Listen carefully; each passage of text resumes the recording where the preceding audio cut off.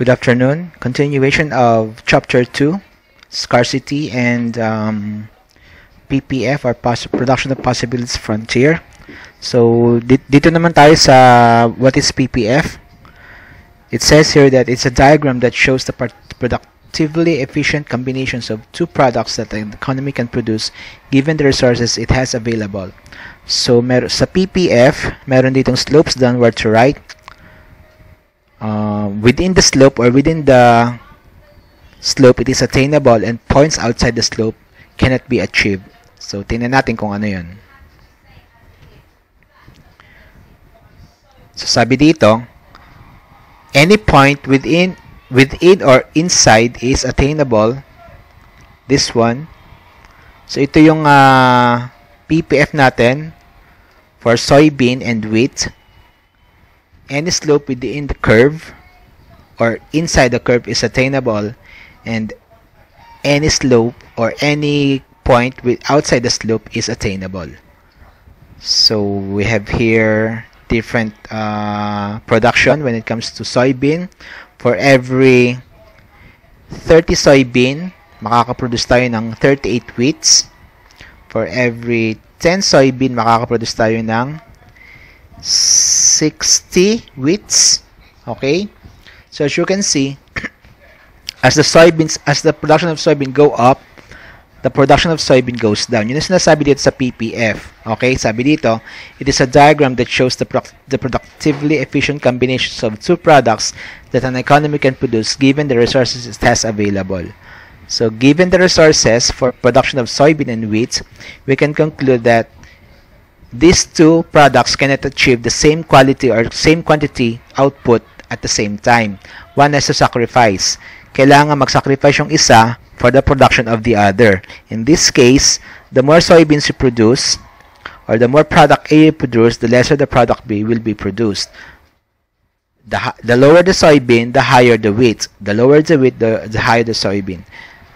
Yun yung PPF, the Production Possibilities Frontier. And any point within the curve is attainable, and any point outside the curve is attainable.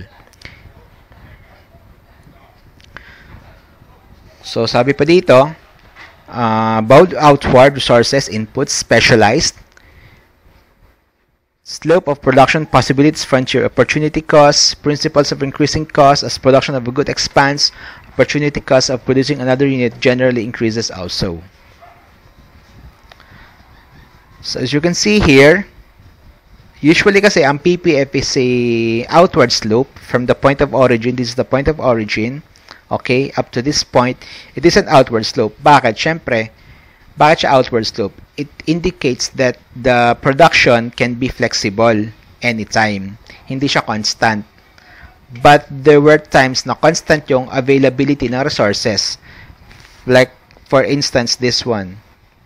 This is a flat curve or straight curve, meaning the availability of resources is constant to the availability of another resources. The availability of resources of black shoes is constant to the availability of resources sa brown shoes naman. So hindi siya magbabago, meaning kung gaano kadami resources dito, ganun din yung kadami resources dito. Wala siyang changes. So for every 40 na black shoes na na-produce, it can generate 10 brown shoes. For every 30 na na-produce, it can generate 20 brown shoes, and so on and so forth. Unlike this one, may changes siya. Pwede siya magbago. This one, wala siyang changes. So, concentrate more of productive capacity on one commodity.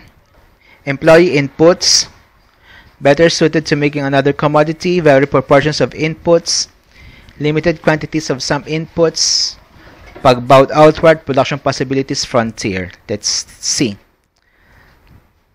So, sabi dito, economy constrained by or restricted by resources, technology. So, ito yung, these are the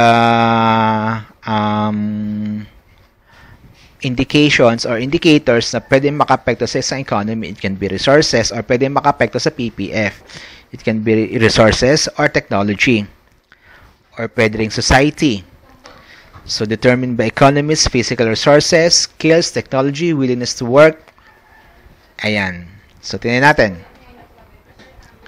Here we have the civilian consumption, the PPF when it comes to automobiles, and ano ba to? Tingnan natin.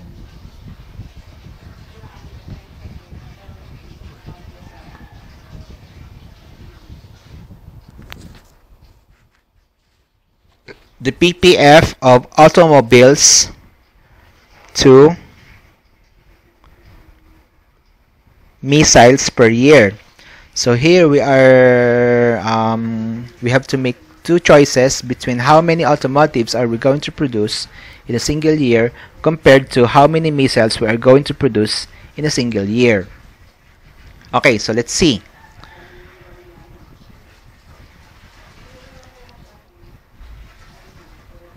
So for civilian consumption, meron siyang automobiles here. And for military consumption, meron siyang missiles. So for every automobile na gagawin natin, for every 500 na automobiles, 300 lang yung ating mapuproduce na missiles per year. Okay? And so on and so forth. Ayan. So for every 400, we can produce 400 missiles per year. For every 200, we can produce 500 missiles per year. So meron pa dito sinasabi na efficiently produced output. Ano naman to?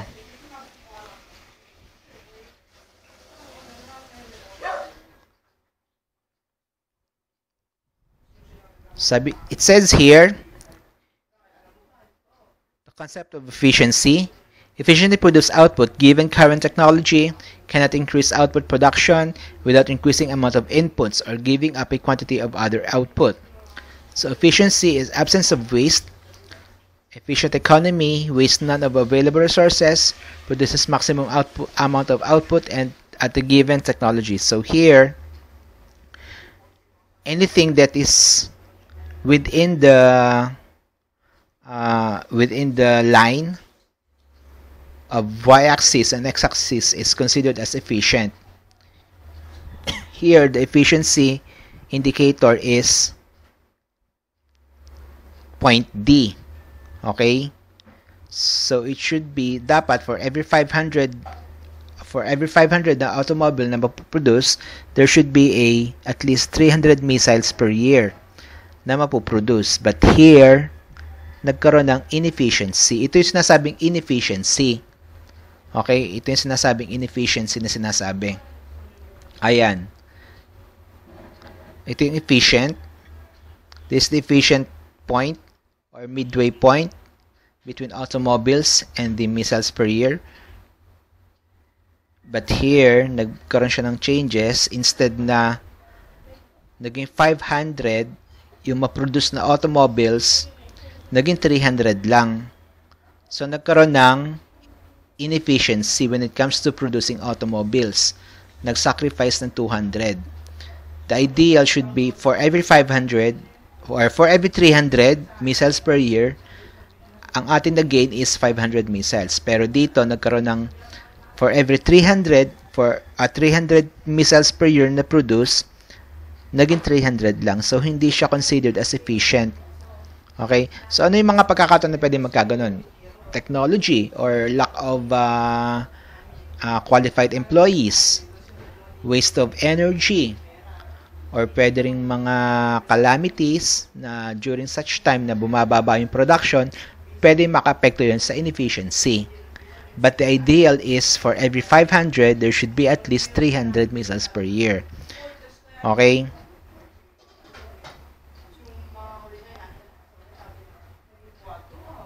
So, allocation of resources, society's decision, divide scarce input resources among different outputs produced among different firms, organization, and production outputs. So, how to utilize resources efficiently? Reach production possibilities for a year.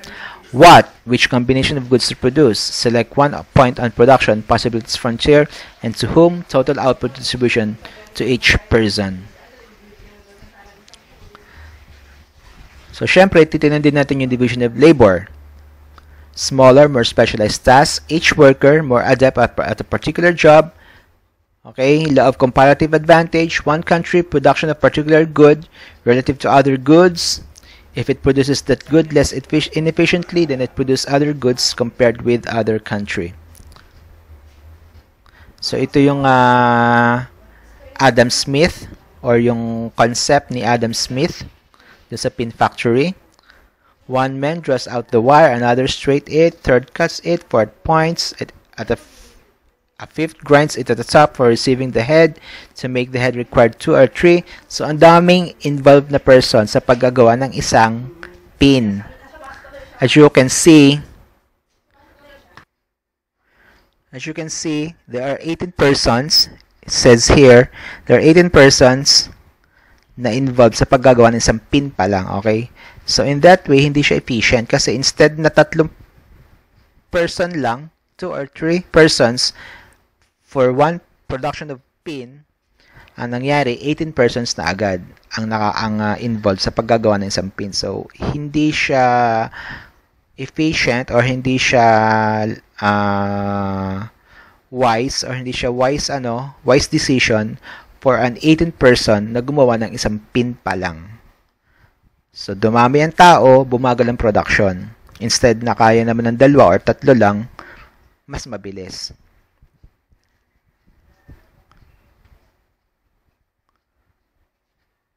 So, principle of comparative advantage, determine the most efficient. Patterns of production and trade, comparative advantage, it matters. So, here, tinan natin.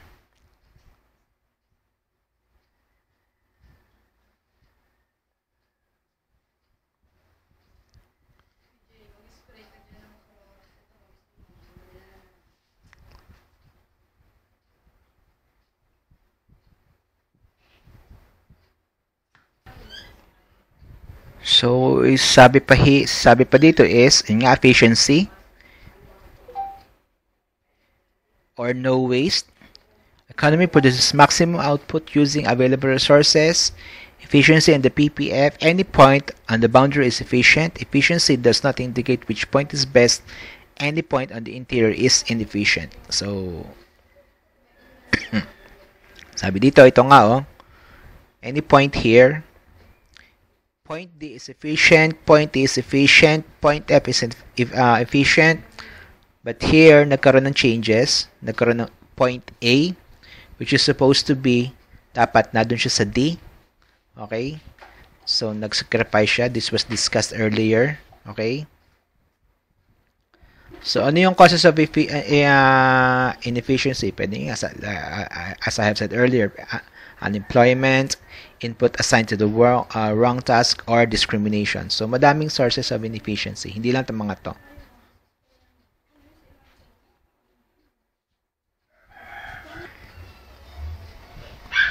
So, another one, law is law of diminishing returns. It states that as additional increments of resources are devoted to a certain purpose, the marginal benefit from those additional increments will decline.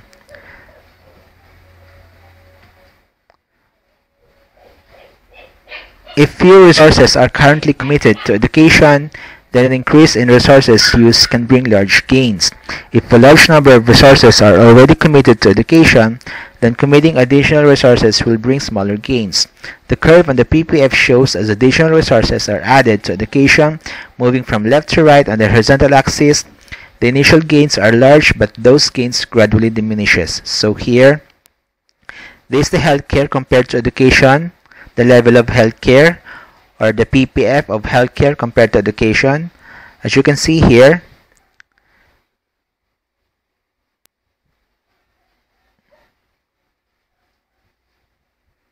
the gain or the benefit as you go right slowly diminishes, meaning initially mataas yung benefit natin from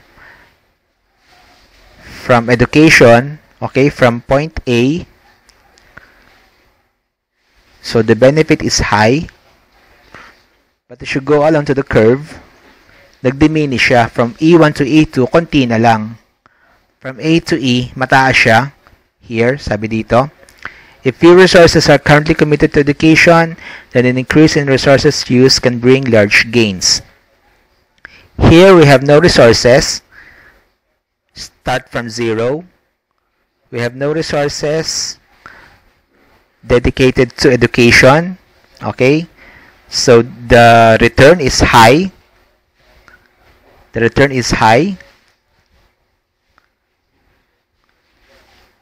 But as we move along, as we go higher, as the resources for education go higher, as it moves to the right on the y-axis or horizontal axis, okay, the gain becomes minimal or the return becomes smaller and smaller. Hindi na siya pansin. Unlike here, galing sa wala, okay, the gain of resources is high. Pansin na pansin mo siya since galing nga siya sa wala. But as we go along, habang tumataas yung ating availability of resources, as we go along, magdagdag ka man resources dyan, hindi na ganong kalakas yung return or hindi na ganong kapansin yung return. That's the meaning of law of diminishing returns. Okay? If a large number of resources are already committed to education, then committing additional resources will bring smaller gains.